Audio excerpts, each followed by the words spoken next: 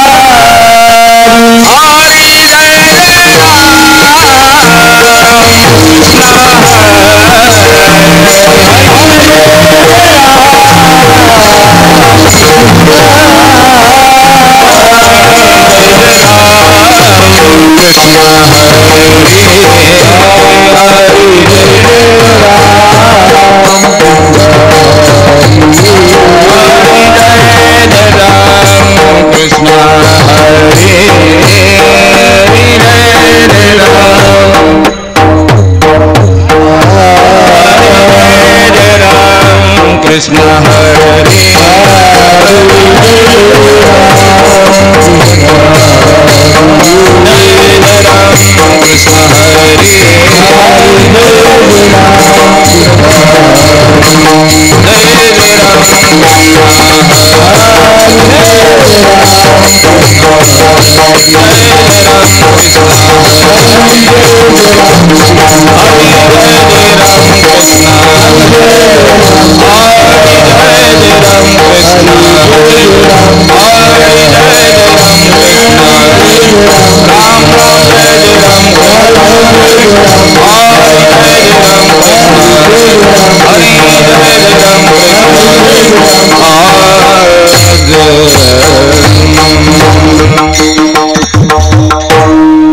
सुंदर ते गान उबे विटे भरी करकट भरी देवनिया करकट भरी देवनिया सुंदर ते गान उबे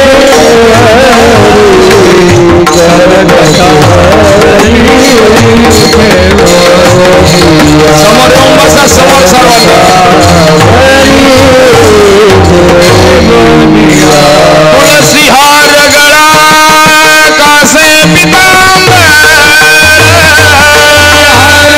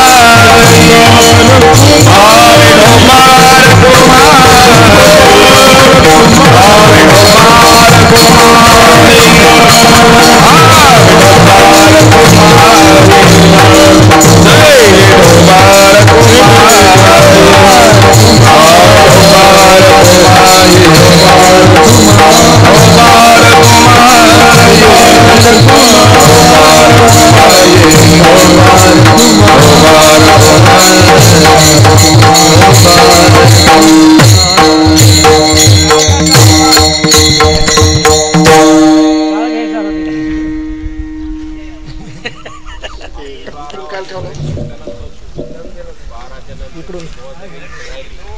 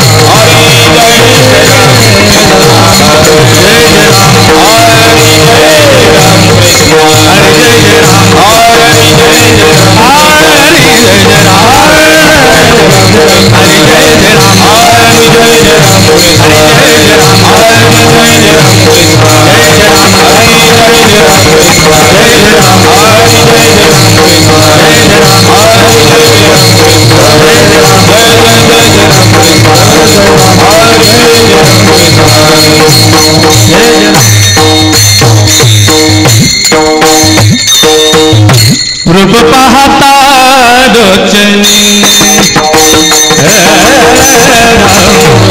पाहता रोचनी रूप पाहता रोचनी रूप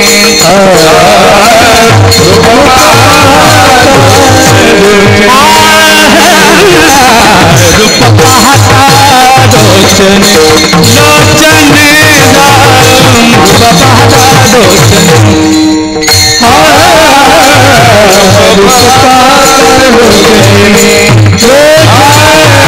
रूप पाहता रोचनी सुख धाने साजनी सुख धाने साजनी साजनी तुहार खाना बनवा तुहार खाना बनवा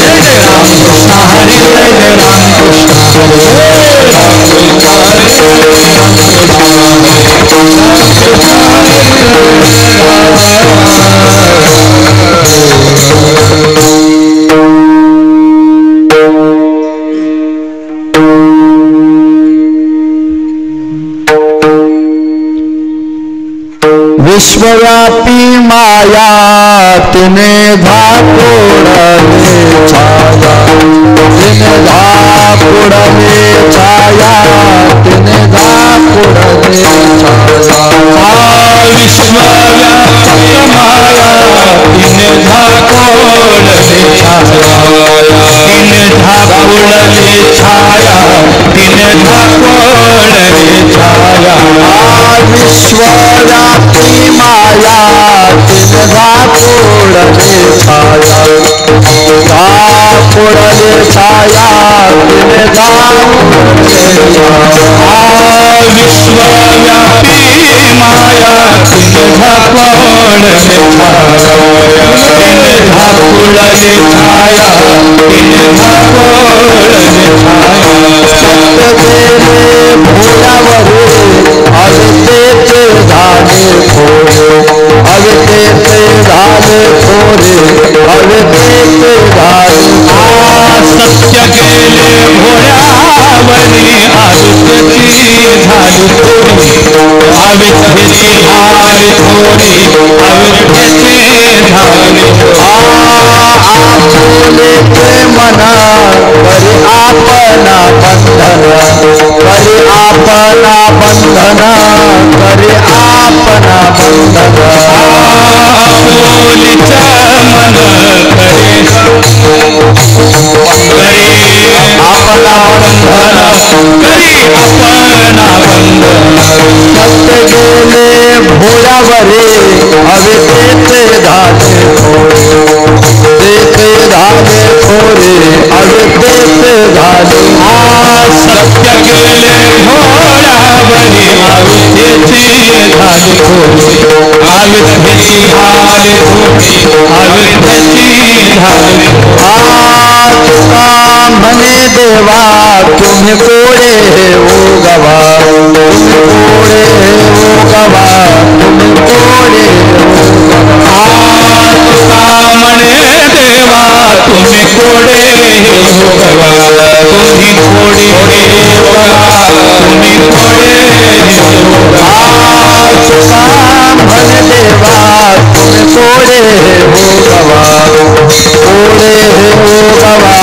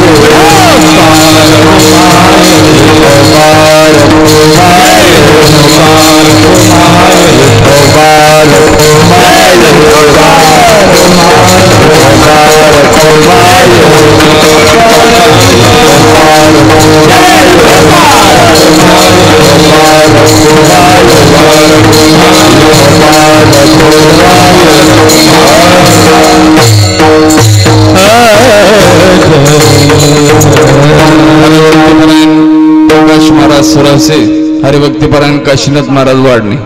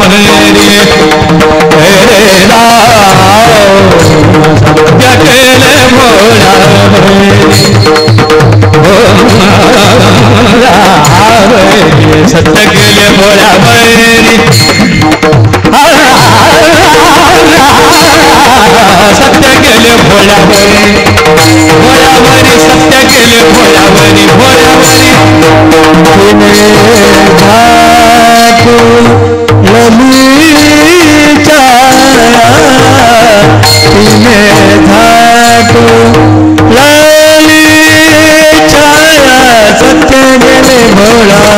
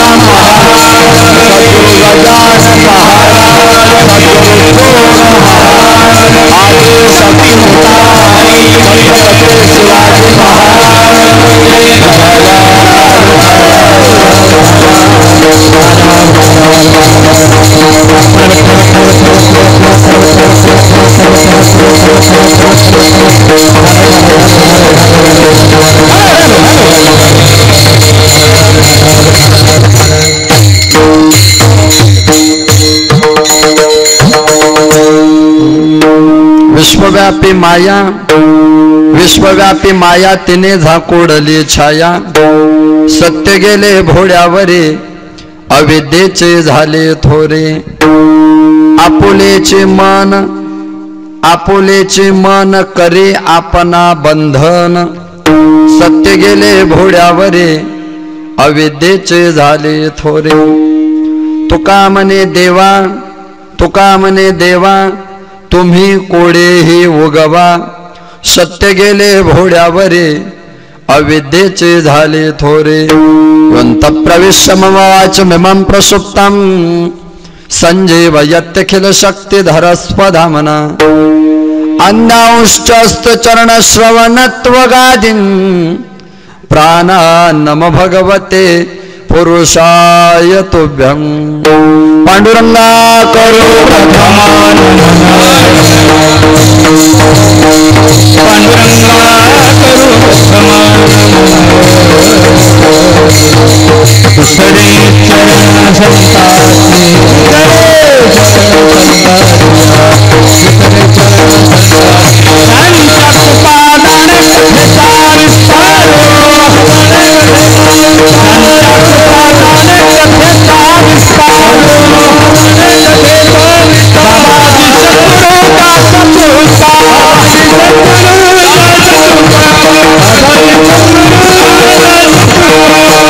अलंकापुरी रम्य सिंहासनस्थं पदं भोजते जस्पुर दिक्प्रदेशं. विधि इंद्रादिदेवै सदा स्तूयमानं समाधिस्थमूर्तिं भज ज्ञानदेवम् ओम नमो ज्ञानेश्वर करुणाकरा दयाळा तुमचा अनुग्रह लादलो पावन झालो चराचरे मी कळा कोसरे काहीच नेने बोलतो वचने अति भाविका तुमचा अनुग्रह लादलो पावन झालो चराचरे येती वार करी वाट पाहतो तो वरे फुसुनिया सांगे मात गाली चरणावरे दंडवत सेवेलागी सेवक झालो तुमच्या लागलो निज चरणा अहो स्वामी तुकया देवा यावर हे न करावा अभेर नमो जन्मभूमी जथे जन्मलो मी नमो कर्मभूमी जथे वाढलो मी नमो अलंकापुर भूमी जथे ज्ञान पावितो झालो आम्ही नमो भारत राष्ट्रभूमी जिच्या पडू इथून पुढे कामे विठ्ठल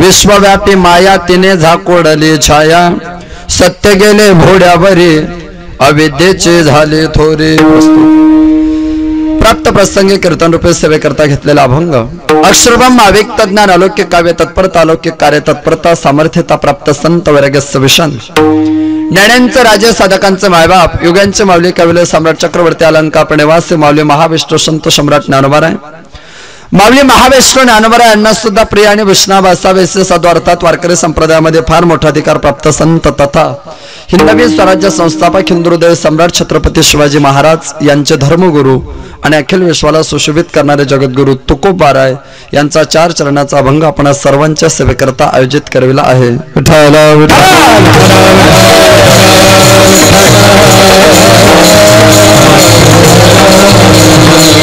अभंग पंचमे निर्माते तुकोपनिषदकार वैराग्यराज रसिकत्व प्राप्त मुक्त कैवल्य तेजोनिधी भगवान श्री जगद्गुरु तुकोबार यांचा असून अभंगातील प्रास्ताविकता प्रतिपादित करण्या अगोदर पर्यार्धने इष्ट निवारे तथा ते गरजेचं सुद्धा आहे किम निमित्ताने तुम्ही आपण सर्वजण आज आता भव्य आणि दिव्य अशा धर्म मंडपामध्ये विराजित आहात श्रोतगण वर्गाला प्रत्येकाला ज्ञातव्य असलच आहेच तरी सुद्धा वक्त्याचं प्रधान कर्तव्य या नात्याने थोरा मोठ्यांच्या पदस्पर्शाने पनित पावेत वसलेले असलेले आपल्या श्रीक्षेत्र बोपेगाव नगरीमध्ये भगवंताच्या असीम कृपेने साधू संतांच्या कृपा आशीर्वादाने समस्त ग्रामस्थांच्या मानवी सामंजस्याने आपण सर्वजण मानवी जीवन जगत आहात ते मानवी जीवन जगत असताना गावातील परिसरातील सण उत्सव परंपरा विधी संस्कार सोहळे एकमेकाच्या सुखदुःखात सहभागी होण्याची नैतिकता त्याच नैतिकतेचं पैकतो म्हणून आपल्या गावातील सर्वांना सुपरिचित असणारे किंतु आज आपल्या हातात नसलेले आदरणीय वैकुंठवासी श्री तरभक्तीपरायण त्र्यंबकराव विठोबा कावडे आपल्यातून निघून गेलेत आणि त्यांच्या प्रथम वर्ष श्राद्धाच्या निमित्ताने त्यांचे कुटुंबीय अर्थातच गंगा भगीरथी आईसाहेब श्रीमती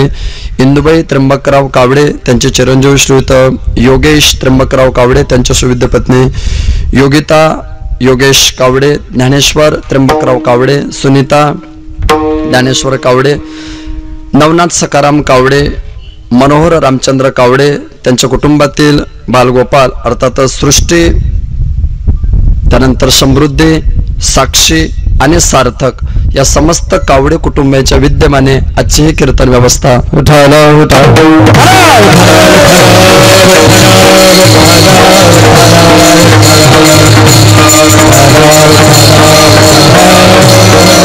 अभंग जगद्गुरु तुकोबरांचा जगद्गुरु तुकोबर आजच्या अभंगातून भगवंताकडे बोलतायत की देवा माझ्या जीवनामध्ये सर्वात मोठी समस्या अशी की आम्ही ज्या ज्या वेळी जीवन जगतो त्या त्यावेळेस आम्ही सगळेजण अभेदी वृत्तीचा बाध करतो मग अभेदी वृत्तीपर्यंत आम्ही सगळेजण जर प्रवास करत असो आम्ही जर अभेदाचा बाध करून ज्ञान घेऊन गावा गोविंदगा पुन्हा भेदामध्ये येतो भेदामध्ये आल्यानंतर पुन्हा आम्ही अभेद ज्ञान प्राप्त करतो पण त्या अभेद ज्ञानावर आम्हाला अहम ब्रह्मास्मीचा पूर्णता साक्षात्कार होतो मी एकमेव ब्रह्म आहे माझ्या ठिकाणी ब्रह्मत्व आहे. जसं माझ्या ठिकाणी ब्रह्मत्व आहे तसं जगामध्ये प्रत्येक माणसामध्ये ब्रह्मत्व आहे. ते जड असेल चेतन असेल. जडाच्या संबंधाने ब्रह्मत्वाचा साक्षात्कार होणं, चेतनेच्या संबंधाने ब्रह्मत्वाचा साक्षात्कार होणं, म्हणजे चराचरामध्ये ब्रह्मत्वाचा साक्षात्कार आमच्या ठिकाणी होतो. मग प्रत्येकामध्ये जर आत्म्याचं अस्तित्व जर स्थित आहे तर हा जो भेद तुमच्या आमच्यामध्ये दिसतो याला प्रमुख कारण काय असलं पाहिजे. त्यावेळेस त्याला प्रमुख कारण काय असलं पाहिजे त्याची प्रमुखता तुकोबारांनी प्रतिपादित केली की हे सगळं जग जरी अभेद वृत्तीने असलं तरी याला व्यापण्याचं कार्य जिने केले तिचं नाव आहे माया.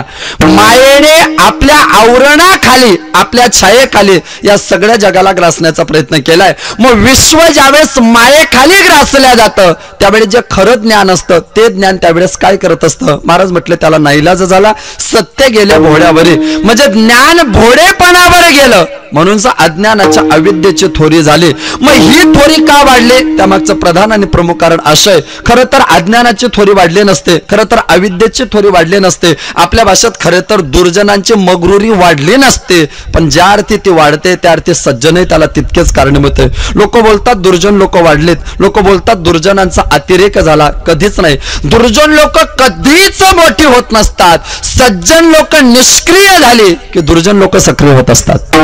जोपर्यंत जगात सज्जन सक्रिय आहे तोपर्यंत दुर्जनाला कुठेच स्थान नाही. एकदा सज्जनच चांगल्या कामातून मागे यायला लागले की दुर्जन लोक वाईट कामातून पुढे जाण्याचा प्रयत्न करत असतात. म्हणून सज्जनाची निष्क्रियता कधी दुर्जनाच्या सक्रियतेला जन्म देते. मग घडलं काय, जे ज्ञान होतं, जे सत्य होतं, हे अविद्येखाली का दाबल्या गेलं त्याचं कारण आहे. कारण ज्ञान ज्याच्या माध्यमातून स्थिरता प्राप्त करायची त्या मनाच्या अधीन झालं. त्याच्यामुळे त्या मनानेच आम्हाला जन्म मनाचा स्वकृत आणि प्रकृत अशा बंधनामध्ये अडकवलं. आपुलेची मन करी आपणा बंधन, आपुल्याच मनाने आपल्याला बंधन केलं. तीन समस्या आहे. विश्वरूपी माया तिने झाकुडली छाया. मायेने सगळं जग आपल्या आवरणाच्या खाली कसं झाकलं, सत्य बोड्यावर गेलं. त्यामुळे अविद्येची थोरी का झाली आणि आपलंच मन आपल्याला बंधनकारक का ठरतं, ही कोडे तुम्ही आमच्या जीवनातून उगवा.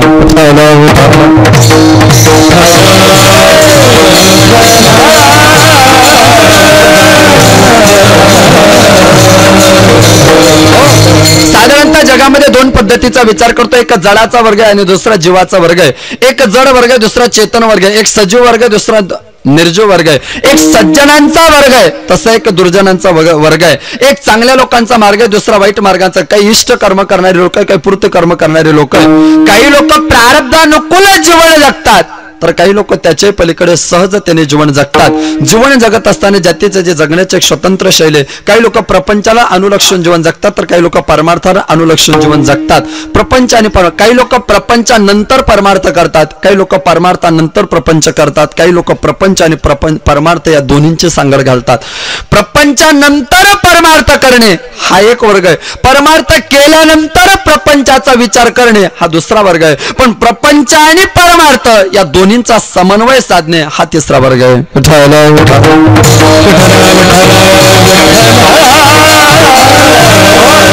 तुकोबारे जरा तिसऱ्या वर्गाशी संलग्न दे. सुखे करावा संसार परिण सांगाल दोन्हीवार. सुखे करावा संसार परिण सांगाल दोन्हीवार. सुखे करावा संसार परिण सांगावे दोन्हीवार. सुखे करावा संसार परिण सांगावे दोन्हीवार. आतया क्षमा घर तोडवी येशील. करावा संसार परिण सांगावे दोन्हीवार.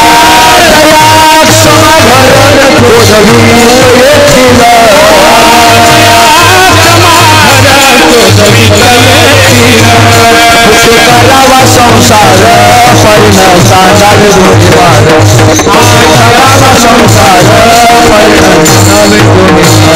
सुखे करावा संसार परिण सांगावे दोन्हीवार. सुखे करावा संसार परिण सांगावे दोन्हीवार.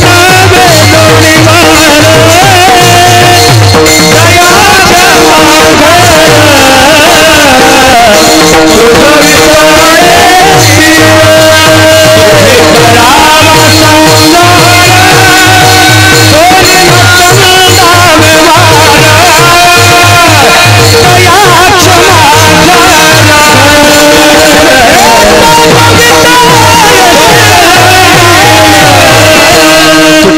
संसार परिण सांडावे ध्वनिवार दया क्षमा घर चोजवे तेथल नका तेजो रांडा पोरे सुखे बांधा माड्या घरे. प्रपंचाचं एक जीवन आहे आणि परमार्थ दोन्हीचा समन्वय साधणारं जीवन आहे. प्रपंच आणि परमार्थ करत असताना दोन निषिद्ध प्रतिबंध आपल्या प्रत्येकाकरता ठरलेले असतात. ज्याला आदर्श संसार करायचा असेल त्याच्या संसारामध्ये विसंगती नसावे आणि ज्याला आदर्श परमार्थ करायचा असेल त्याच्या परमार्थामध्ये कुसंगती नसावे. प्रपंचात विसंगती नसावे, परमार्थात कुसंगती नसावे. तुकोबारांनी गाथ्यामध्ये एक सिद्धांत सांगते की प्रपंचात जर विसंगती असली तर किती मोठी फसगत होऊ शकते. प्रपंचातली विसंगती एका अभंगामध्ये तुकोबारांनी प्रतिपादित केली. कल्पना करा, महाराष्ट्रामध्ये 35 जिल्हे, 35 जिल्ह्यामध्ये दक्षिणेकडचा सगळ्यात शेवटचा जिल्हा सोलापूर. सोलापूर जिल्ह्यातला सगळ्यात शेवटचा तालुका अक्कलकोट आणि अक्कलकोट तालुक्यातलं सगळ्यात शेवटचं गाव दुधनी. दुधनी नावाचं गाव संपलं की तिथून पुढे कर्नाटक, तिथून पुढे कर्नाटक. अशा महाराष्ट्राच्या सगळ्यात शेवटच्या दक्षिणेकडचा जिल्हा सोलापूर, सगळ्यात शेवटचा तालुका अक्कलकोट आणि अक्कलकोट तालुक्यातलं सगळ्यात शेवटचं गाव दुधनी. या दुधनी गावचा पोरगा आणि कर्नाटकची पोरगी, याला कर्नाटकी येत नाही, तिला मराठी समजत नाही. मला सांगा, फक्त भाषेची विसंगती झाली तर काय? कानडीने केला मराठा भ्रता, एकाचे उत्तर एका नाही. काय वेळ तिने पाचारिले इलबा म्हणून येरू पडे आन झाली. आता जशी त्यांच्यामध्ये विसंगती झाली त्या विसंगतीमुळे त्यांना दुःख भोगावं लागलं, तसं प्रपंच आणि परमार्थ करताना माझ्यात विसंगती घडता कामा नये. म्हणजे विसंगती घडवत नसतील मी त्यांच्या जवळ असलो पाहिजे. तैसे मजे नको करू कमला पते,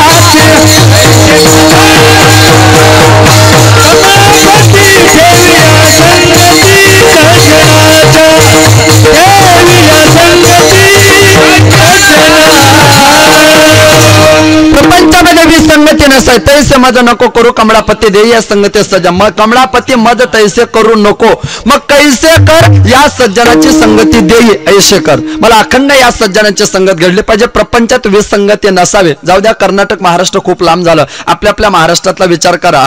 MA इंग्लिश झालेली पोरगी आणि थम्सअप पोरगा, दोघांमध्ये लग्न होऊ नये. पोरगी जर इंग्लिश बोलणारी असेल आणि पोरगा जर त्याला मराठीतही सही करता येत नसेल तर समस्या निर्माण होऊ शकते. ती पोरगी इंग्रजी बोलायची, ती बोलत असताना हा तिच्याकडे फक्त पांढरे डोळे करून पाहायचा. ती काय बोलते याला मेळच लागत नव्हता. तिने जर कधी प्रेमाने याला विचारलं, सकाळचा विचार उपवास, काल एकादशी होती, आज द्वादशी, सकाळचं काहीच खाल्लं नाही, काल एकादशीचा उपवास होता, म्हणून तिने सकाळीच 9 वाजता स्वयंपाक केला आणि त्याला प्रेमाने विचारलं, hello my dear husband, dinner is ready. तो म्हटला नो. खरं तर 2 दिवसापासून उपाशी राहून तो जेवणाला नाकारतो. तिने कधी कधी याला प्रेमाने सहज विनोद म्हणून त्याच्याशी बोलावं. तिने याला म्हणा, hello dear husband, your donkey, हा म्हणायचा यश. बऱ्याच लोकांचा असा समज आहे की इंग्रजी फक्त 3 शब्दामध्ये येस नो डोंट वरी एवढ्यामध्ये बरंच काही होतं. खरं तर इंग्रजीमध्ये बऱ्याच वेळा फसगत होण्याची शक्यता असते. आमच्या एका मित्राचं नाव, त्याचं नाव होतं रामचंद्र पांडुरंग करमरकर. रामचंद्र पांडुरंग करमरकर. कोणी जर विचारलं त्याला, का रे याचं नाव काय, तो म्हणायचा Ram moon Pandu colour do die do. म्हणजे इंग्रजी मराठीचं मिक्सरीकरण झालं की फसगत होते. उठायला उठायला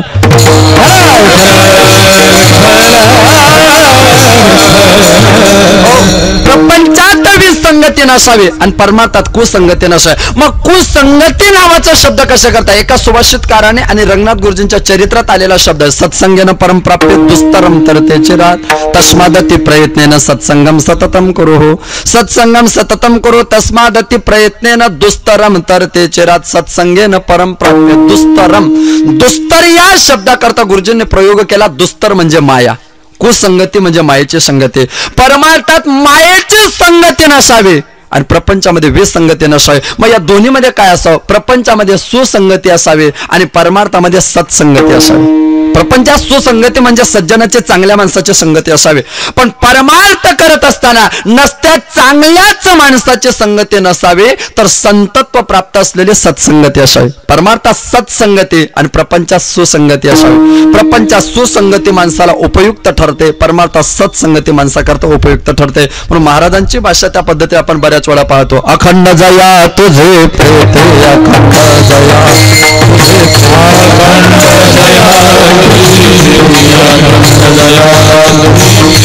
मजदे दयाची संगती, दयाची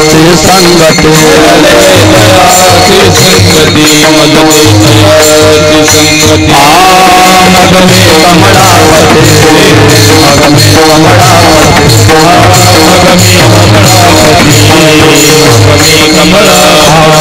बाणाही कंटाळा, बाणाही कंटाळा,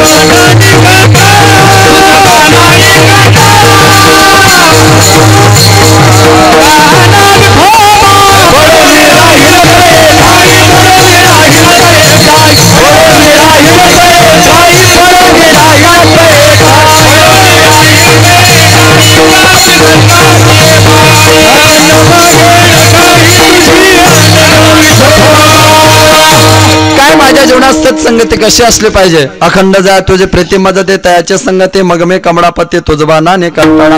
मग मी पुढे काय करेल, मग पुढचा विहित मार्ग तुकोबराय सांगतात. पडून राहीने तये ठाई कोणते ठाई उगाचे संताचे पायी, आणि तिथं काय न करी न मागे काही तुझे आनगा विठोबा. तेव्हा तुझ्या व्यतिरिक्त आम्ही दुसरा कुठलाच विचार करणार आहे. आता आम्ही फक्त परमात्म्याचं चिंतन करू का, दुस्तर मायेच्या तावडीतून सुटलो पाहिजे याच्याकरता परमात्म्याचं चिंतन करू. जीवात्मा आणि परमात्मा दोन्ही शब्दाचा विचार केला. जीव अधिक आत्मा, पर अधिक आत्मा. पर म्हणजे पलीकडचा, जीव म्हणजे अंतर्गत. ऐका, अंतःकरणाच्या ठिकाणी प्रतिबिंबित होणारं अधिष्ठानाचं चैतन्य किंवा अध्यस्त स्वरूपतेचं चैतन्य जे जीवाच्या रूपामध्ये बंधाला किंवा मोक्षाला कारणीभूत ठरतं, तो जो जीव आहे, जीवात्मा शब्दातला जीव बाजूला करा आणि परमात्मा शब्दातला पर बाजूला करा. जीवातही जीवात्म्यामधला जीव बाजूला काढला तर आत्माच आहे, परमात्म्यातला पर बाजूला काढला तर आत्माच आहे. मग दोन्हींचा आत्मा जर आत्मस्वरूपी चैतन्यामध्ये जर अभेद ज्ञानापर्यंत पोहोचत असेल, तर जगातली काही लोक दुःखी आणि काही लोक सुखी असा विपर्यास किंवा विधर्म्यता समाजामध्ये का आढळते.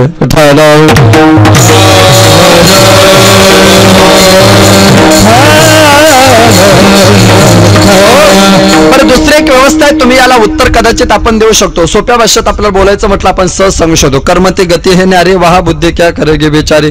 ज्याचं त्याचं कर्म असेल त्या कर्मानुसार प्रत्येकाला यावं लागतं, ते कर्म तो भोगत असेल. ठीक आहे, याच्या अगोदरचा जो जन्म होता त्याने मागच्या जन्मातलं कर्म भोगलं, असा क्रम आपला मागे चालेल. पण कुठंतरी थांबावं लागेल की नाही, कुठंतरी थांबावं लागेल. जगातला सगळ्यात पहिल्यांदा सृष्टीचा प्रलय झाला आणि प्रलय झाल्यानंतर पहिल्यांदा ज्यावेळी देवाने सृष्टी निर्माण केली तेव्हा तर सगळ्यांच्या पाट्या कोऱ्या होत्या ना.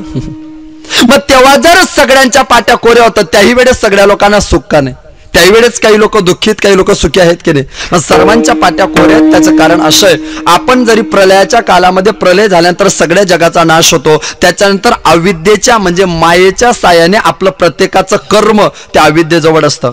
ते कर्म कालांतराने जेव्हा फल देण्याकरता सन्मुख होतं, त्यावेळेस ते मागच्या मन्वंतराचं कर्म या मन्वंतरामध्ये सन्मुख झालं की ते घेऊन आपल्याला प्रत्येकाला यावं लागतं. आणि एकदा ते कर्म आपण घेऊन आलं, आपण राहतच त्यावेळी ते जे कर्म होतं अविद्येच्या ते जे कर्म होतं मायेच्या आणि अविद्येच्याच साह्याने तिथं सुद्धा ते राहत होतं. त्याच्यामुळे तिचाच प्रभाव माणूस म्हणून जन्माला आल्यानंतर आपल्या प्रत्येकावर झाकोडला. तो झाकोडल्याचा परिणाम काय झाला? सगळ्यांच्या हृदयात जरी एकच आत्मा स्थित राहत असला तरी सगळ्यांचे सुख दुःखाची व्याभिचारता मात्र वेगवेगळे. हा परिणाम कुणाचा? तो तुकोबरांनी प्रतिपादित केला अभंगाच्या पहिल्या चरणात. विश्वव्यापी माया विश्वव्यापी माया विश्वव्यापी माया विश्वव्यापी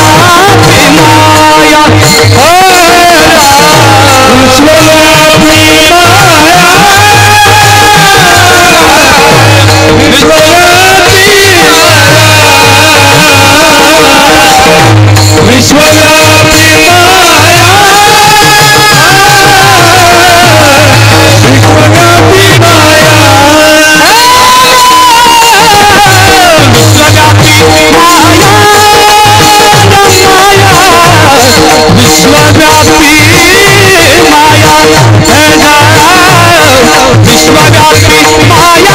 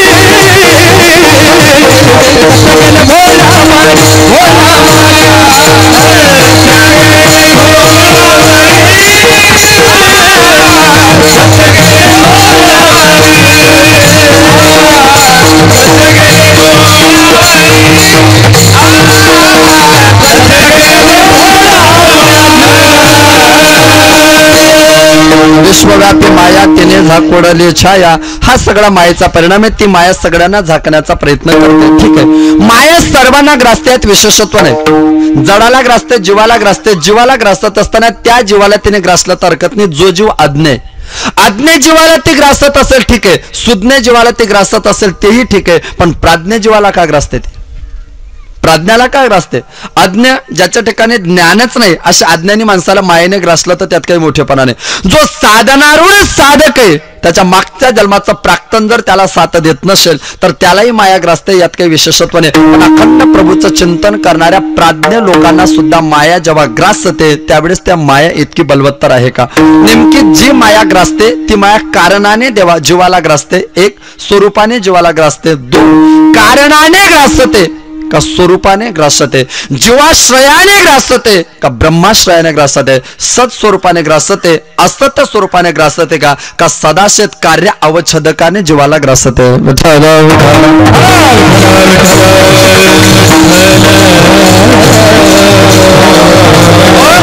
माया नेमकी जगाच्या बाबतीत निमित्त कारण आहे, माया नेमकी जगाच्या बाबतीत उपादान कारण आहे.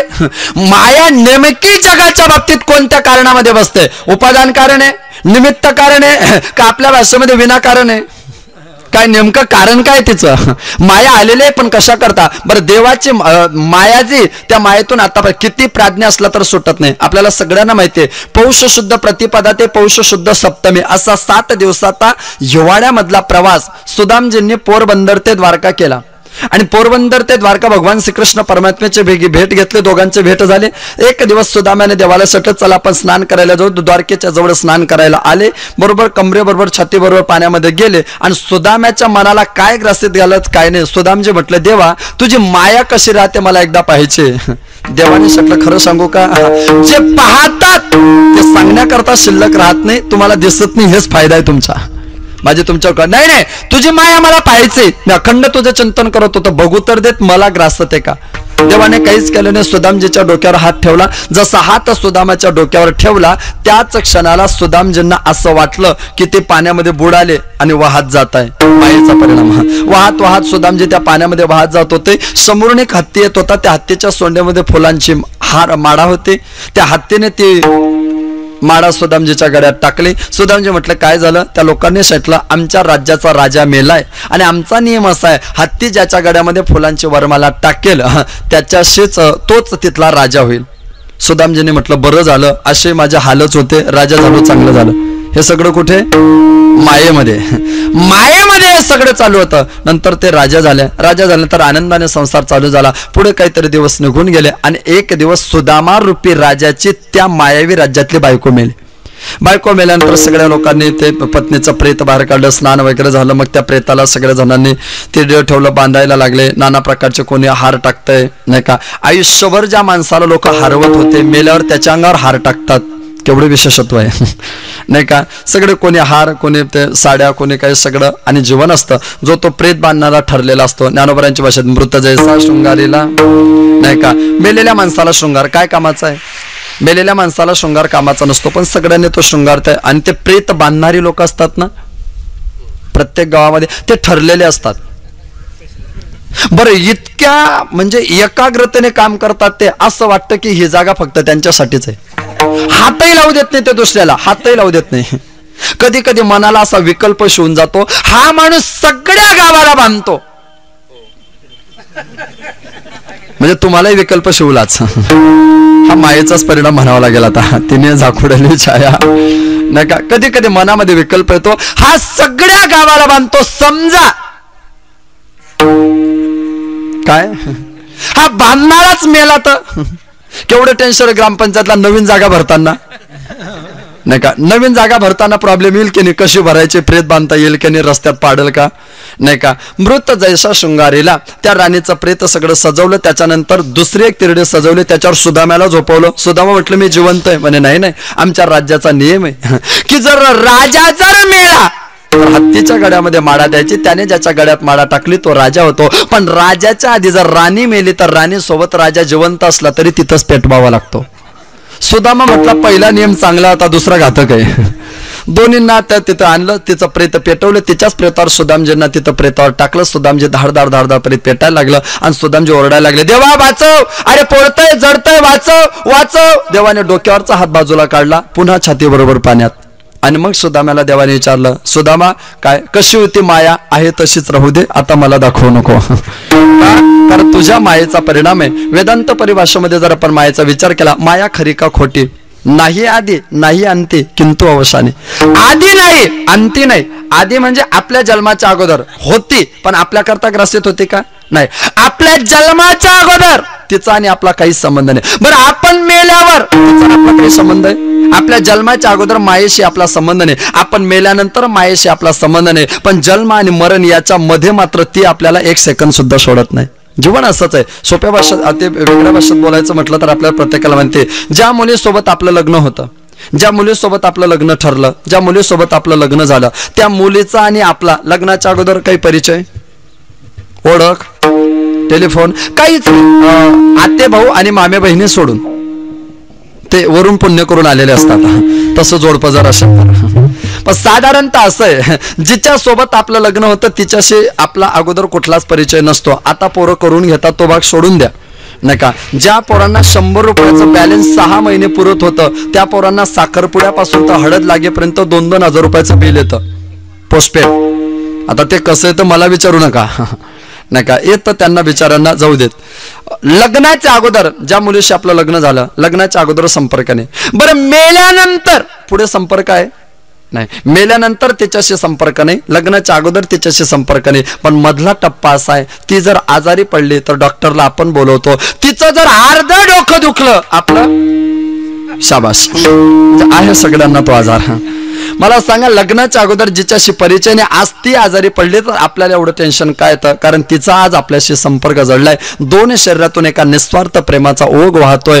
तसाच परिणाम ब्रह्माच्या बाबतीमध्ये झाला. जीवाच्या जन्माच्या अगोदर मायेचा संबंध नव्हता, जीवाच्या मेल्यानंतर मायेचा संबंध नव्हता. पण मधल्या टप्प्यात ती माया आली, ब्रह्मज्ञानाला सुद्धा तिने ग्रासून टाकलं. माया आणि ब्रह्म जरी दोन होते तरी एक झाले. जसं पती पत्नीचे शरीर दोन असतात पण विचारधारा एक असते, तशी मायाच ब्रह्म भासायला लागली, ब्रह्मच माया भासायला लागलं.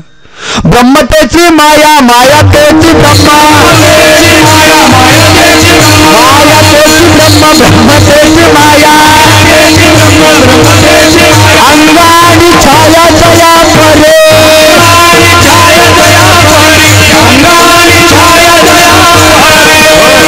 माया त्याची ब्रह्म, ब्रह्म त्याची माया, अंग आणि छाया जया परी. माणसाचं शरीर आणि माणसाची सावली लांब आहे का?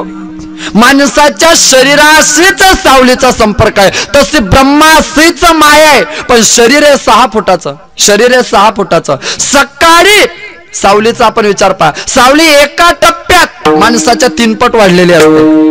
एका विशिष्ट टप्प्यात दुपारी सावली माणसाच्या पायाखाली दाबल्या जाते. पूर्ण ब्रह्मज्ञानाच्या वृत्तीचा बाद झाल्यानंतर आश्रय ज्ञान, विषय ज्ञान आणि वृत्ती ज्ञान या 3 ज्ञानाचा बाद, आश्रयाचा, विषयाचा, वृत्तीचा बाद झाल्यानंतर जे ज्ञान प्राप्त होतं त्या टायमाला ते वृत्ती माया पायाखाली दाबल्या जाते. तिचा व्यापकता, तिचा विस्तार वाढत नाही.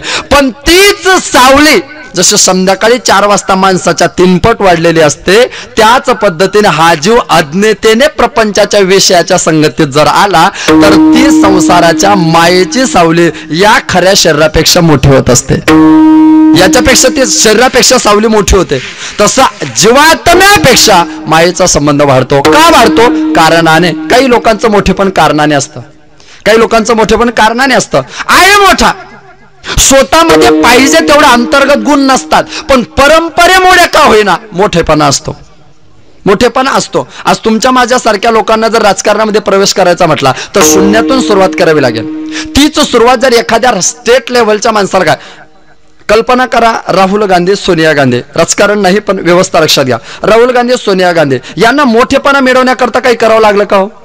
काहीच नाही. त्यांना कारणाने मोठेपणा भेटले. कोणत्या कारणाने? कारण गांधी आणि नेहरू घराण्याशी त्यांचा संबंध होता, हे कारण आहे. गांधी नेहरू घराण्याचं कारण असल्यामुळे त्यांना आपत्कालीन मोठेपणा भेटला. अर्थात आपत्कालीन मोठे झालेले लोक आपत्कालीन लहान होतात, तो भाग नंतरचा आहे नाही का. पण या ठिकाणी आपत्कालीन मोठेपणा कारणाने. काही लोकांना स्वरूपाने मोठेपणा असतो. सोन्याचं मोठेपण कशाच्या कारणाने? सोन्याला जो मोठेपणा आहे तो कारणाने, त्याचं स्वरूप सोनं रूप आहे म्हणून त्याला मोठेपणा आहे. काहींचं कारणाने मोठेपणा असतो, कधी स्वरूपाने मोठा असतो. पण कस्तुरीचा जो मोठेपणा आहे तो स्वरूपाने नाही, तो कारणाने, तो कार्य अवच्छेदकाने. म्हणजे कार्य अवच्छेदक, जे कारण आणि कार्य, कार्यापेक्षा कारण वेगळं अवच्छेदकाने भासणं, हरणीच्या पेक्षा वेगळं कस्तुरी असते, बाजूला करता येते, त्यावेळेस कार्य अवच्छेदकता असते. तशी ब्रह्माच्या बाजूला माया असते म्हणून कार्य अवच्छेदकाने माया मोठी. आणि जे बाजूला असतं, तोडीता, तुटेना, सारिता, निराळी, खर तर ती बाजूला होत नाही. पण ज्या क्षणाला तिला तुम्ही बाजूला केलं त्या क्षणाला तुम्ही मोक्षाच्या मार्गावर गेलात.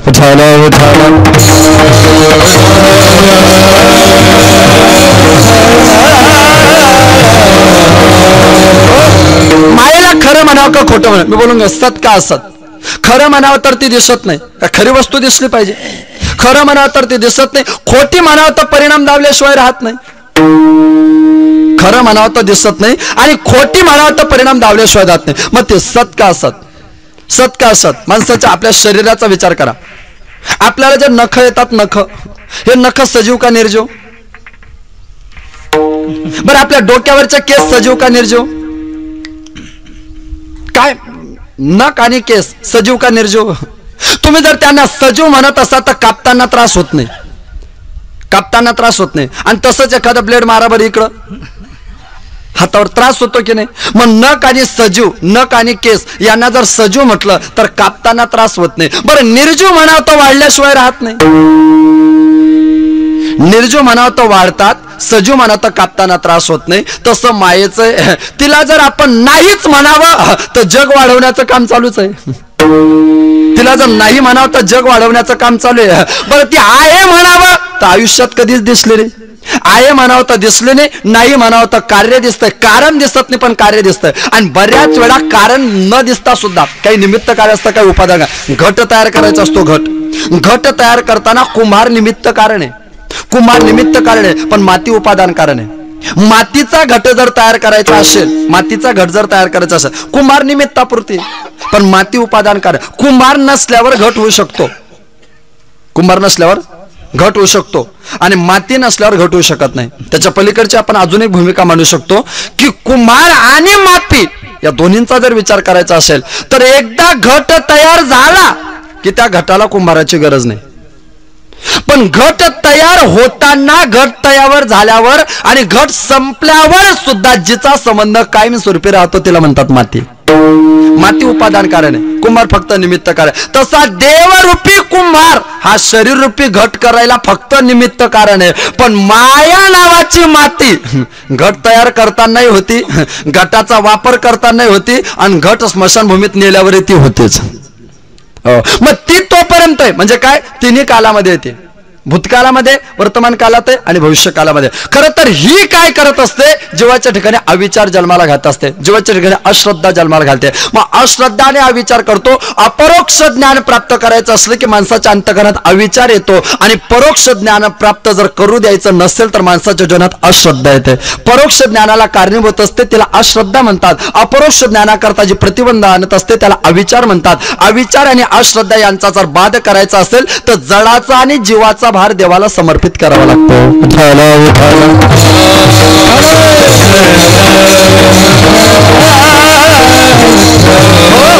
जडाचा म्हणजे देहाचा जो भार आहे तो संपला पाहिजे. जोपर्यंत देहाचा भार संपत नाही तोपर्यंत तुम्ही पारमार्थिक नाही. तुकोबारांची भाषा आहे, तुका म्हणे नाही निरसला दे, निरसला दे ओवरी अवघे संसारिक, ओवरी अवघे तुका म्हणे नाही निरसला दे, निरसला दे ओवरी अवघे संसारिक, संसारिक तुका म्हणे नाही निरसला दे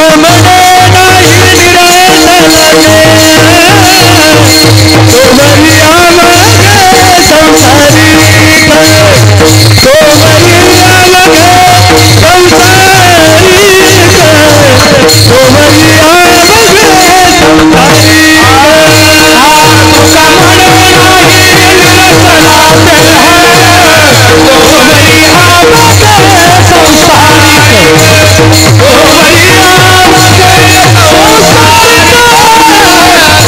ओवरी अवघे नाही निरसाला देह तोवरी अवघे संसारिक. देहाचा भार जाणं गरजेचं आहे. मग देहाचा भार जर घालवायचा असेल तर काय करावं लागेल, देह समर्पण करा. देह समर्पे जे देवा भार काहीच न घ्यावा. मग काय होईल, होईल आघवा तुका म्हणे आनंद. देहाचा भार देवाला देऊन टाका. मग देहाचा भार आपल्या ठिकाणी अविचाराने का होईना देहाचा भार आहे. म्हणजे काय, मी जर मेलो, मी जर या वयात गेलो, माझं जर कमी जास्त झालं, माझ्या बायकोचं कसं होईल, माझ्या पोरांचं कसं होईल, आमच्या शेतीचं कसं होईल. म्हणजे जडाच्या आणि तत्संबंधाने जे जे कोणी असतील त्यांच्या चिंतेने अंतःकरणाची झालेली अविचलता, अविचारीय वृत्ती म्हणजेच हा झाला प्रतिबंध. वाटतं माणसाला, आपल्याकडे महाराष्ट्रामध्ये एक म्हण आहे, गाडी खाली कुत्र चालतं, त्याला असंच वाटतं ही गाडी मीच ओढतो. कोणाला, कुत्र्याला. गाडी खाली कुत्र चालतं पण त्याला असं वाटतं की ही गाडी मीच ओढतो. खरं तर गाडी आहे म्हणून कुत्र्याचा फायदा आहे. त्याला म्हणा गाडीच्या बाहेर निघ, गावातले कुत्रे तुला वाचू देणार नाही. बरोबर. त्या कुत्र्याला असंच वाटतं की ही गाडी फक्त माझ्यामुळेच चालते. मग तुम्हाला असं वाटतंय का मी कुत्र्याचं सांगतोय, असं वाटत नाही ना? बरं आहे. खरं तर गाडी खाली जसा कुत्रा चालतो आणि त्याला वाटतं माझ्यामुळे गाडी चालते, तसं आपल्याला वाटतं मी आहे म्हणूनच हे घर चालतंय. मी गेलो की यांचे कसे हाल होतील कळेल यांना. माझं असं वैयक्तिक मत आहे, तुम्ही मरून पहा, तुमच्या उत्तर कार्याला पूर्ण गाव जेवायला राहील. हा गैरसमज आहे आपला, गोड गैरसमज आहे की आपल्यानंतर यांचं काय. या जगात कुणाचंच कुणा वाचून राहत नसतं. सत्याच्या विश्वात वावरत, स्वप्नाच्या विश्वात वावरत असताना सत्याला कधीच विसरायचं नसतं. स्वप्नाच्या विश्वात वावरत असताना सत्याला कधीच विसरायचं नसतं. कारण जाग आली की या जगात कुणीच कुणाचं नसतं. हेच असतं, त्यावेळेच कोणीच कोणासाठी नसतं. ऐका, देहाचा भार संपला पाहिजे, तसा जीवाचा भार आहे. जीवाच्या भारामध्ये अश्रद्धा आणि अविचार दोन्ही कारणीभूत ठरतात. पण जो सुज्ञ जीव आहे म्हणजे साधनारूढ जीव आहे, त्याच्या अंतकरणातली विचारधारा तुकोबऱ्यांच्या नाटासारखी असते. कशी कैमी उद्धार पावेन, काय कृपा करील नारायण, ऐसे तुम्ही सांगा संतजन, करा समाधान चित्त माझे. जीव आणि देह या दोन्हींचा भार समाप्त झाला की मग मात्र आपल्याला कुठलाच भयग्रस्तता आपल्या जीवनामध्ये नसेल. मग एवढं असून सुद्धा अविचार आणि अश्रद्धा माणसाचे प्रतिबंध ठरते. प्रतिबंध 3 पद्धतीने अजून खाली आपल्याला घेता येईल. एक भूत प्रतिबंध, दुसरा वर्तमान प्रतिबंध आणि तिसरा भावी प्रतिबंध.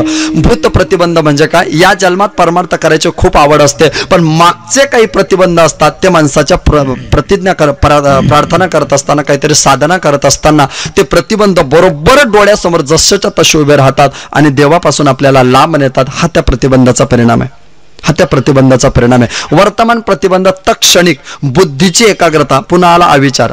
बुद्धीची एकाग्रता जर नष्ट झाली, भ्रष्ट झाली, तर मग मात्र आपल्या प्रत्येकाच्या ठिकाणी ती एकाग्रता गेली की अविचलता येते, अविचार येतात आणि अविचारातून माणूस देवापासून लांब जातो. या पद्धतीने ती माया आपापल्या परीने प्रत्येकाला ग्रासण्याचा प्रयत्न करते आणि सगळ्या जगावर आपलं अधिराज्य गाजवते. मग ती माया ज्यावेळेस जगावर अधिराज्य गाजवत होते त्यावेळेस परमात्मा काय करत होते, त्यावेळेस देव काय करत होते. भूतकालीन प्रतिबंधामध्ये ते जीवाला ग्रासत होती, वर्तमानकालीन प्रतिबंधात ते जीवाला ग्रासत होती, भविष्यकालीन वर्तमान प्रतिबंधामध्ये ते जीवाला ग्रासित होते, या त्रिकालामध्ये ते जीवाला ग्रासित होते. पण या तिन्ही कालाच्या पलीकडे ज्याच्या सत्यत्वाला कोणी धोका पोहोचत नाही, असं पंचदशीत विद्यारण्य स्वामी म्हटलं ना, कालत्रय बाध्यत्वम सत्यत्वम. ब्रह्म हे कालत्रय बाध्यत्व आहे. तीनही कालाच्या पलीकडे ज्याच्या सत्यत्वाला कोणीच ग्रासित करू शकत नाही. अशी जर सत्यरूपी ब्रह्माची ताकद आहे तर ही अविद्या त्याच्यावर चाल का करून गेली, त्याचं उत्तर तुकोबरे देतात. अभंग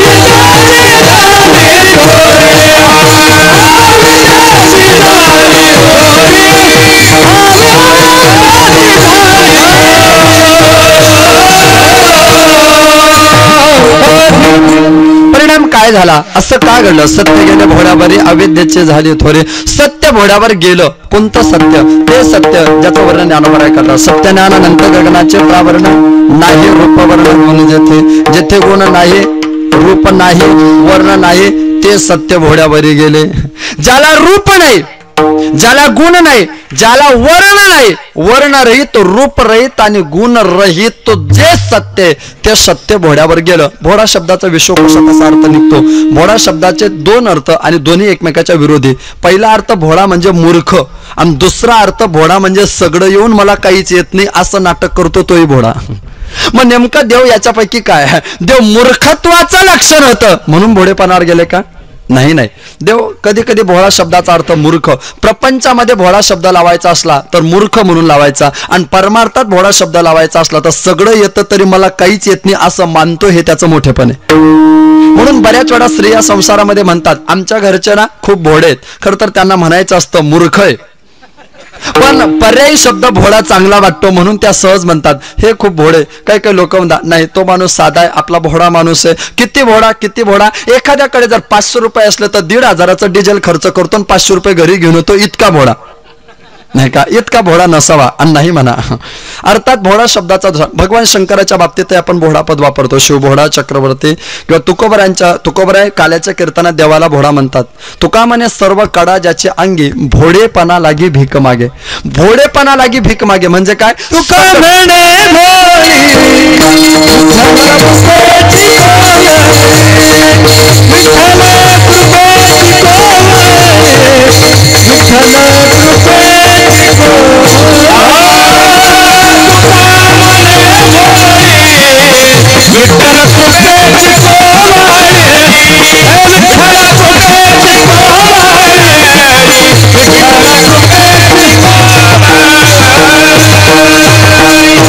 तुका म्हणे भोळी विठ्ठल कृपेची कोवडी. भगवान परमात्मा भोळा आहे. किती भोळे भाविक आहे, जुनाट चांगले. भगवान परमात्मा भोळा आहे. किती भोळा? देव भोळा, मग भक्तही भोळे. भाडे भोळे भक्त गातात ते साबडे, त्यांचे प्रेम आवडे विठोबाशे.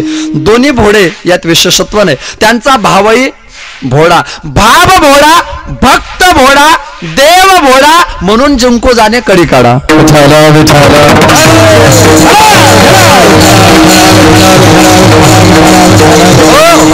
तो भोळेपणा कडी काढा जिंकू जाणे, तो भोळेपणा अविद्येच्या थोरी खाली का आला? अविद्येची झाली थोरी, ती अविद्या का बलिष्ठ झाली? तो भोळेपणा कुठे गेला? खर तर देव भोळा म्हणजे मूर्खाने, भोळा म्हणजे सगळं काही येतंय, सगळं काही असून सुद्धा सत्य भोळ्यावर गेलं म्हणजे परमात्मा भोळेपणावर गेला. म्हणजेच काय केलं? देवाने तिला चालना दिली. देवाच्या रूपाचा आपण विचार करतो. निर्गुण निराकार 1, निर्गुण साकार 2, सगुण साकार 3. निर्गुण निराकार म्हटलं की पहिले कोठेच नव्हते काही, एकटा. पण काय झालं? तो निर्गुण साकार त्याने होण्याचा प्रयत्न केला. म्हणजे त्याने मायेला जन्माला घातलं. जिला जन्माला घातलं तीच त्याच्यापेक्षा मोठी झाली. नाईलाज असतो, ती त्याच्यापेक्षा मोठी झाली. ती माया त्याला ग्रासायला लागले, त्यानेच तिला जन्माला घातलं. तिथे एक ढालगज निर्माण झाले. ऐका, निर्गुण निराकार 1, निर्गुण साकार मध्ये तिला त्याने जन्माला घातलं. का जन्माला घातलं? ब्रह्म एकाकी न रमते. वेदांत सांगतो ब्रह्मदेवाला सुद्धा एकट्याला रमत नाही, करमत नाही. नाही का? एकट्याला करमत नाही महाराज. जोडी असली तर थोडं बरं वाटतं म्हटले, नाही का? जोडीने बरं वाटतं, एकटा असला की थोडीशी फसगत होते. विवाह काल व्हावा, दोन्हींचं लग्न व्हावं. लग्न झाल्यानंतर पती पत्नीचा विरह व्हावा. पत्नी सासरी नांदते, तो कुठेतरी ड्युटीला लांब निघून जातो. मग काय परिणाम असतो? एकाकी न रमते. मग अगोदर एकाकी एकटे राहत नको. ती मुलगी लग्नाच्या अगोदर एकटीच होती, हाही लग्नाच्या अगोदर एकटा होता. पण समन्वय झाल्यानंतर जर एकटेपणा आला तर त्या विरहाचं दुःख असतं, त्या विरहाचं दुःख असतं. तसं ब्रह्मस्वरूप एकटं होतं. त्या ब्रह्माने ती माया जन्माला घातली. आता ती देवाला सोडून राहत नाही, देव तिला सोडून राहत नाही. पण तिने काय केलं? आपल्याच उपाधीने तिने देवाला ग्रासलं. कल्पना अविद्या, तिने झाला जीव, मायोपाधी शिव. त्या मायेने त्याला आपल्या उपाधीमध्ये ग्रासलं. निर्गुण निराकारात जे ब्रह्म एकटं होतं तेच ब्रह्म निर्गुण साकारमध्ये अनेक प्रकारे झालं. पण अनेक प्रकारे जरी झालं तरी तेही अभेदीच होतं, त्याच्यातही भेद नव्हता. शिवरात्रीला आपण सगळेजण म्हणतो हरिहरा भेद नाही, नका करू वाद, वाद करू नका, हरिहरा भेद नाही. मग भेद नाही का? हरी आणि हर. मग काय भेद आहे? एक विलांटीच आळ. काय भेद आहे? एक विलांटी. ही विलांटी को हरी आणि हर. हर शब्द आणि हरी शब्द दोन्ही सारखे, फक्त हरीला विलांटी आणि हरला विलांटी नाही. मग ही विलांटी कोण? जर हरी शब्दातली विलांटी काढली तर दोन्ही शब्द कसे? हर हर आहे. मग हर हर म्हणजे अभेद आहे. मग दोन्ही म्हणजे जर अभेद आहे मग विलांटी कोण? जर व्याकरणाच्या निकषावर दोन्ही पद घासले तर हरी शब्द हा इच प्रत्यय तयार होतो आणि हर शब्द अच प्रत्यय तयार होतो. अच म्हणजे काय? अच प्रत्यय त्याला म्हणतात ज्या वर्णाच्या शेवटी अ राहतो. कोणत्या वर्णाच्या शेवटी? साधं वरण, फोडणीचं वरण का केशरी वरण? ते वर्ण नाही. वर्ण ज्या वर्णाच्या शेवटी अ अक्षर लुप्त झालेलं असतं त्याला म्हणतात अच प्रत्यय. आणि ज्या वर्णाच्या शेवटी ई नावाचा प्रत्यय असतं, अक्षर असतं, त्याला म्हणतात इच प्रत्यय. हरी इच प्रत्यय, हर अच प्रत्यय. आणि अच प्रत्यय आणि इच प्रत्यय या दोन्ही प्रत्ययाच्या मध्ये जी विलांटी आली, हर आणि हरी दोन्ही सारखेच आहे, पण दोन्ही मध्ये जिने बदल पाडला ती विलांटी म्हणजे माया. ती विलांटी म्हणजे माया. या मायेमुळे त्या दोन्ही मध्ये जसा भेद झाला तसाच मायेमुळे जीवात्मा आणि परमात्म्यामध्ये दोन्ही प्रकारचा भेद झाला. त्यामुळे ते सत्य दाबल्या गेलं आणि अविद्येची झाली थोडी. मग जीवावर मायाने का ग्रासितपणा केला? जीव तर देवाचं चिंतन करत होता, जीव देवाचं चिंतन करत होता, पण जीवाला जीवाच्याच मनाने धोका दिला.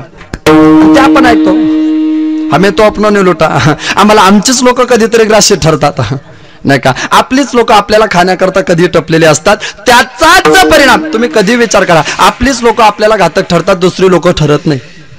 दुसरी लोक ठरत नाही. खरं तर दुसरी लोक कधी आपल्याकडे, आपण दुसऱ्याचं वाटोळ करू पण आपलं सहसा कोणी वाटोळ करत नाही. तुम्ही कधी विचार करा. फेटा बांधून आपली लोक जेवढे दारू पिणाऱ्यांना शिव्या देतात, एका तरी दारू पिणाऱ्याने कीर्तनकाराविषयी बोलला? मोठेपणाचं की नाही त्याचा? आहे कोणाचा? दारू पिणाऱ्याचा. नाही का? आपण कितीतरी वेळा दारू पिणारा, त्याच्या पलीकडची अजून भूमिका सांगू. आपण या व्यासपीठावर 1.5-2 तासात काहीही बोललं तरी लोक ऐकून घेतात. आपलं म्हणून नाही, ज्ञानोबराय तुकोबरायांची आपण पायिक आहोत ही धारणा त्यांच्या अंतःकरणामध्ये स्थित असते. ती धारणा ज्या दिवशी त्यांच्या अंतःकरणातून बाहेर निघेल त्या दिवशी आपल्याकरताही घातकता निर्माण होईल, आपल्याकरता विघातकता निर्माण होईल. विशेष आहे की आपलंच मन आपल्याकरता घातक ठरतं. आपुलेची मन करी आपणा बंधन, आपलंच मन आपल्याकरता बंधन ठरतं. वास्तविक मनाला आम्ही भरपूर समजवलं. काय काय करीतोय मना,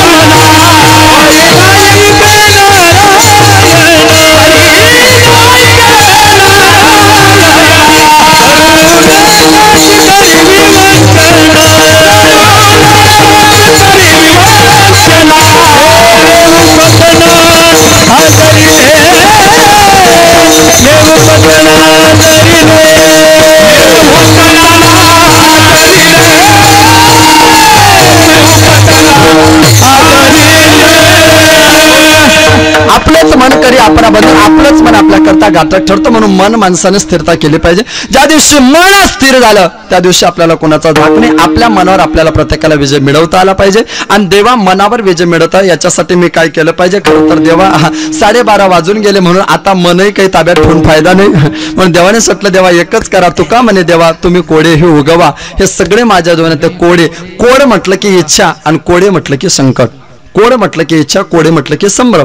कोडे आणि कोडे याच्यातला हा भेद आहे, फरक आहे. आमच्या जीवनातले कोडे जे संकट असेल ते सगळं तुम्ही उगवा. एकदा तुम्ही आमच्या जवळ आले, देव उभा मागे पुढे मग उगवे कोडे संकट. तुम्ही जवळ आले की आमचे सगळे कोडे नष्ट होतील. म्हणून तुमचंच चिंतन आम्हाला या कोड्यातून बाहेर काढेल.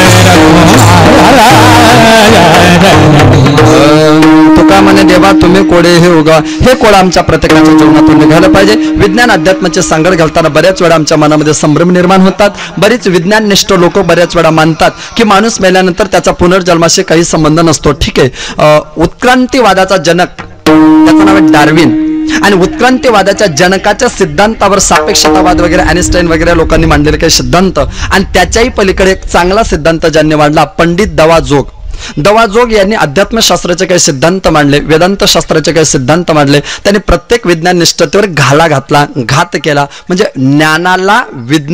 विज्ञानाला जर आधार असेल तर तो ज्ञानाचा आहे, ज्ञान नसेल तर विज्ञान फोल आहे, हे त्यांनी त्याच्यातून पटवण्याचा प्रयत्न केलाय. विज्ञानामध्ये बऱ्याच गोष्टी, काही गोष्टी शरीराच्या संबंधाने घडतात. काही लोकांची अशी कल्पना आहे, एका तत्वनिष्ठ माणसाचा प्रश्न आहे, ठीक आहे, इथं घातलेलं श्राद्ध, इथं केलेलं कर्म जर तिथं स्वर्ग लोकात आपल्या मायबापांना भेटत असेल, तर मग आपल्या गावचा पोरगा पिंपळगाव बसवंतला 10 किलोमीटर शाळेत जातो, मग त्याला दुपारी त्याची मम्मी टिफिन का पाठवते? गरज नाही. जर इथं घातलेला पित्तर, इथं घातलेलं श्राद्ध जर स्वर्गापर्यंत पोहोचू शकतं, तर मग त्या पोराच्या आईने दुपारी 2 वाजता बरोबर घरी एक ताट तयार करायचं, त्या ताटावर पाणी फिरवायचं आणि विनंती करायचं, शाळेत माझ्या पोराचं पोट भरू दे. भरेल का? आईने जर घरी ताट वाढलं तर शाळेत जर पोराचं पोट भरत नसेल, तर इथं घातलेला पित्तर स्वर्गापर्यंत आपल्या मायबापांना कसा भेटत असेल? याच्यावर तुम्ही काय कल्पना करणार?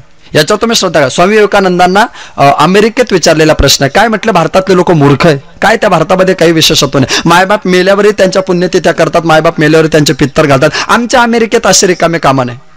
आमच्या अमेरिकेला असल्या गोष्टी मानत नाही. काय कुठले काही करतात. दुसऱ्या दिवशी स्वामी बोलायला उठले. बंधू आणि भगिनींनो म्हणता स्टेज जिंकून टाकला, आणि स्टेज जिंकल्यानंतर स्वामींनी येशू ख्रिस्ताला अपशब्द वापरले. खालची लोक म्हटले तुम्ही विद्वान आहात, आणि तुमच्यासारख्या विद्वानाच्या मुखातून पतन पावलेली भाषा योग्य नाही. अहो तुम्ही येशूला शिव्या देतायत. स्वामी म्हटले मी शिवी दिली. मी दिलेली शिवी तुमच्या येशूने इथे ऐकले का? म्हणे नाही. मग मी दिलेली शिवी त्याला लागलीच असं तुम्ही कसं काय म्हणताय? लोक म्हटले तुम्ही दिलेली प्रत्येक शिवी आमच्या येशूला लागते, अशी आमच्या अमेरिकेतल्या लोकांची श्रद्धा आहे. स्वामी म्हटले बस, मी दिलेली प्रत्येक शिवी जशी तुमच्या येशूला लागते ही तुमची अमेरिकेत श्रद्धा आहे, तसं मायबाप मेल्यावर त्यांच्या पुण्यतिथीनिमित्त कथा कीर्तन आणि सप्ताह किंवा श्राद्ध केल्यानंतर ते त्यांना लागूच पावतात. हा आमचा वारकऱ्यांचा विश्वास आहे. तर तुमची श्रद्धा आहे ना, हा आमचा विश्वास आहे.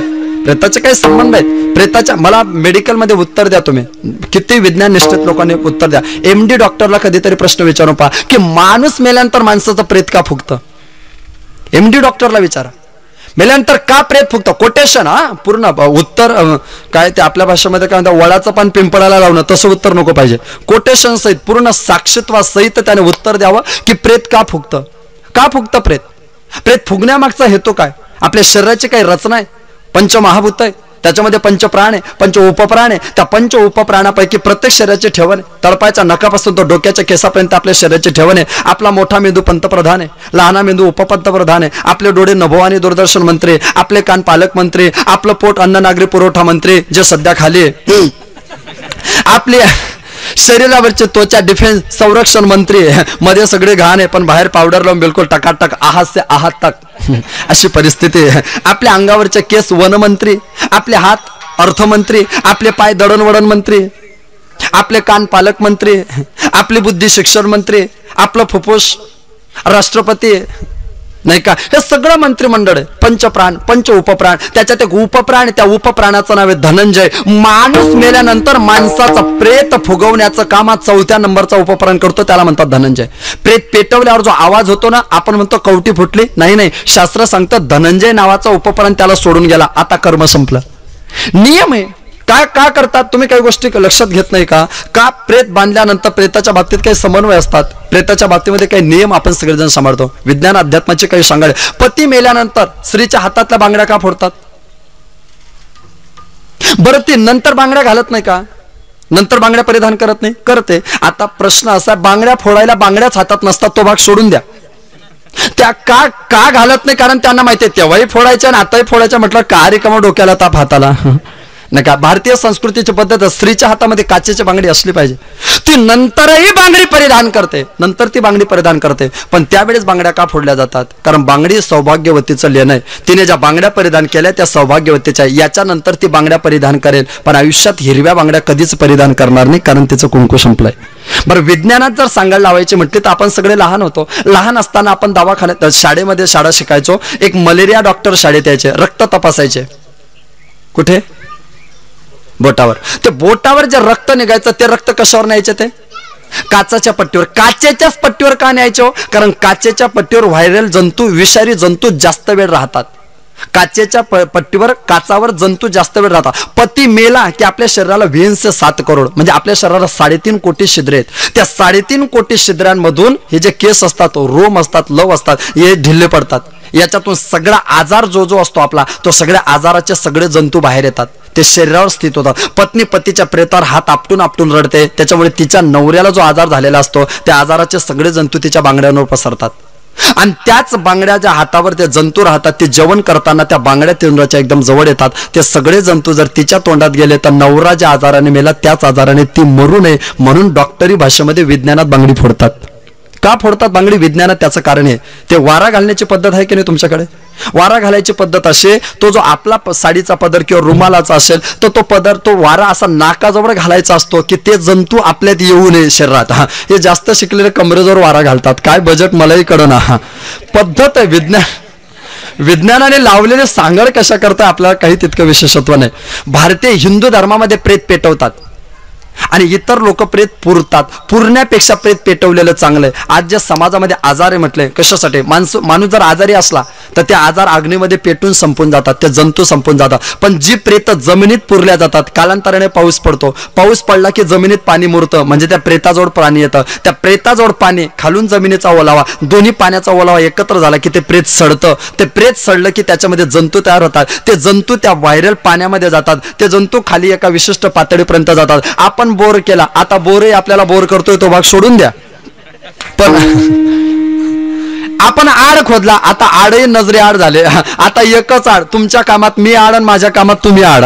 आता एवढंच आड आहे आपलं, नाही का? आड विहीर किंवा बोर केला तर ते सगळे जंतूचं पाणी त्याच्यात येतं, ते पाणी आपण पिलं की माणसं आजारी पडतात. हा रोग होऊ नये म्हणून हिंदू धर्मातले लोक प्रेत पेटवतात. असे काही हिंदू धर्माचे विज्ञान अध्यात्माधिष्ठित कितीतरी प्रश्न आहेत की त्याच्यावर जीवनाचे सांगड असते. माणूस मेल्यानंतर त्याला पुनर्जन्म हा प्रत्येकाला मानावा लागतोच. तीच व्यवस्था आपल्या प्रत्येकाकरता मान्य असावी, ग्रहित असावी. हीच व्यवस्था आपल्या सगळ्यांच्या समोर प्रतिपादित करतो. या अलौकिक क्षणाचा साक्षीदार म्हणून थांबतो. या अलौकिक क्षणाच्या साक्षीदार म्हणून आदरणीय श्री हरिभक्तपरायण श्री नंदू महाराज असतील, बेनगे महाराज असतील, आदरणीय श्री हरिभक्तपरायण काशीनाथ महाराज असतील, हरिभक्तपरायण आमचे प्रकाशजी महाराज, हनुमान बापू, या सर्वांच्या चरणी, आपण सर्वांच्या चरणी भाऊ विराजित परिसरातील गावातील तुम्ही सर्व. भाऊंनी आधी सांगितलं 12 वाजता, म्हटलं मी थांबणार, मला 12ला जेवण पाहिजे. मी म्हटलं भाऊ 12ला आपण मधली सुट्टी घेऊ आणि मग पुन्हा चालू करू, नाही का? त्या निमित्ताने आपण सर्वजण आलात, आपल्या सर्वांचे जाहीर आभार मानतो. वैकुंठवासी आपणा सर्वांना सुपरिचित असणारे किंतु आज आपल्या हयात नसले माजी ग्रामविकास अधिकारी त्र्यंबकराव विठोबा कावडे, त्यांच्या कुटुंबामध्ये अर्थात गंगा भागीरथी आईसाहेब इंदुबाई त्र्यंबकराव कावडे, त्यांचे चिरंजीव श्रीयुत योगेश त्र्यंबकराव कावडे, त्यांच्या सुविद्य धर्मपत्नी योगिता योगेश कावडे, ज्ञानेश्वर त्र्यंबकराव कावडे, त्यांच्या पत्नी सुनीता योगेश ज्ञानेश्वर कावडे, त्यांच्या कुटुंबातील सर्व त्यांचे नातेवाईक भाऊकीतले जी जवळची लोक आहेत, नवनाथ सकाराम कावडे, मनोहर रामचंद्र कावडे, कुमारिका सृष्टी ज्ञानेश्वर, समृद्धी ज्ञानेश्वर, सार्थक योगेश आणि साक्षी, या संबंध कावडे कुटुंबियामध्ये पुनश्च सुख शांती समाधान ऐश्वर्य नांदू देत हीच प्रभूचरणी प्रार्थना करूयात. या अलौकिक क्षणाचे साक्षीदार म्हणून थांबूयात. धन्यवाद. असतो ज्ञानेश्वर